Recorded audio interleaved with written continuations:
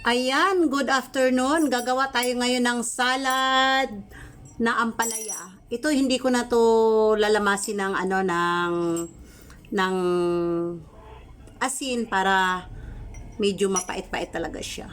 Tsaka lalagyan natin ng pipino. Lalagyan natin ng kamatis at tsaka sibuyas at tsaka itlog maalat. Isa lang ang gagamitin natin. Ito, itlog maalat. Tapos, kalahati nitong chicharon. Yan.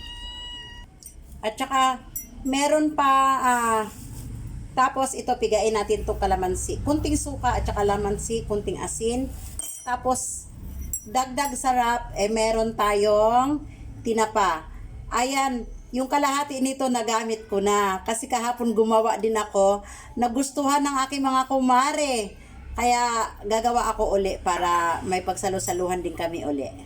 So, start now. So, ayan yung pipino, hindi ko na hihiwain na, hindi ko na alisan ng balat. Itong ang ihiwa ko para sigurado akong pino at pare-pareho ang laki. Kasi kung kutsilyo ang gagamitin ko dyan, hindi ako sigurado sa pag-i-slice ko. Dahil napakagaling ko. So, ayan. Ito, ganituhin lang natin. So, ayan na yung ating ampalaya.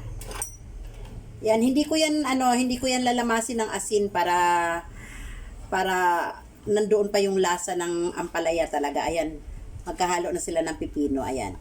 Ngayon, isunod natin yung ating mga kamatis, at saka yung ating chicharon, at saka yung ating isda. So, ayan na yung ating kamatis, nakalagay na, ilagay na natin, islice natin ngayon ating sibuyas. So, ayan na yung ating sibuyas. Ilalagay na natin siya, ihalo na natin. Susunod natin ang ating itlog na pula. Ayan, dagdag pampalasa. Sa totoo lang, kahapon lang ako gumawa niyan. Nagaya ko lang yan doon nung pagpunta ko sa probinsya, sa bukid. Ang sarap yan ang pinagsaluhan namin. Ginawa ko ngayon, pinagsaluhan din namin ng kumare ko. Nako, nagustuhan nila at ang sarap din naman talaga. So, ayan yung ating chicharon. Durugin natin para dagdag pampalasa. Ang sarap talaga pag may chicharon tsaka may itlog. May itlog na pula. Tapos, may kahit kapirasong tinapa lang. Ang sarap. So, ganito na natin. Ganon. Tapos, ihalo na natin doon sa ating salad. Yung iba, inaano pa nila ng asin. Ako ayokong lamasin sa asin dahil mawawala yung pait ng ampalaya. Kasi ako kahit nahilaw na ampalaya, kinakain ko kasi. So, hindi ko na need yung lagyan ko pa, lamasin ko pa ng asin. Isunod naman natin yung ating tinapa. Himayin natin, tanggalan natin ng tinik at ihalo natin doon sa ating salad. So, ayan na yung ating, isda, yung ating itlog. Halo-halo na yan. Ngayon, pipigaan natin siya ng kalamansi.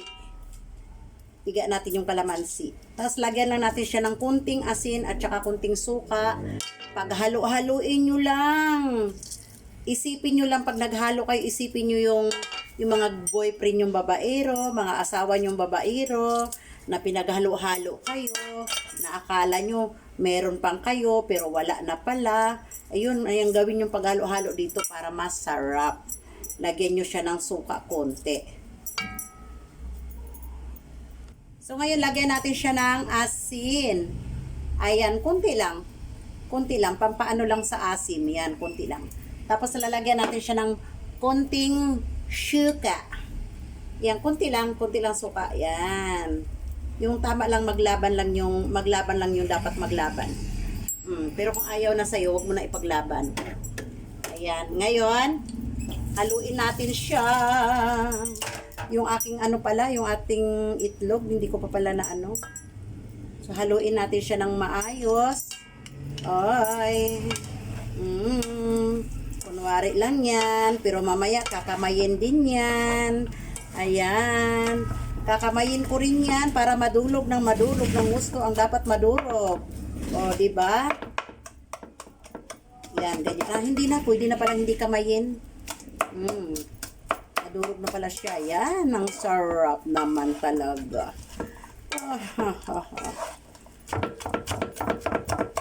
Ayan, ganyan. Kahapon gumawa ako isang ganito rin. Naku, ubos ng mga kumari ko. Sabi pa nila sa akin yung huli na, mga 3 subo na lang. Huwag ka nang kumain, akin na yan. Total gagawa ka pa naman. Kaya yan. Nakagawa tuloy ako. Ay. Anuhin natin yung mga sibuyas para magalo-halo ng gusto. Diba, para bang may galit pa. Mga babaero talaga. Hindi makontento sa isa. Ayan, ganyan, ganyan. Ganyan na ganyan. Ang paghalo dapat para manuot yung kanyang lasa. Ayan. Ang sarap ng salad ko. Ayan, tikman na natin. Walang bitchin, walang asin yan. Tikman na natin for the max. Tikim for the max.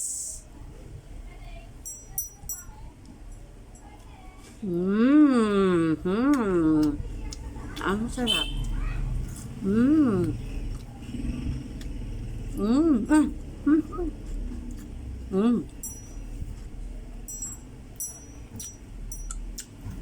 So, ayan lang mga kalungsod, ang aking salad na ampalaya at saka pipino na pinaghalo-halo ng mga ingredients na napakasarap. And thank you for watching. Bye-bye!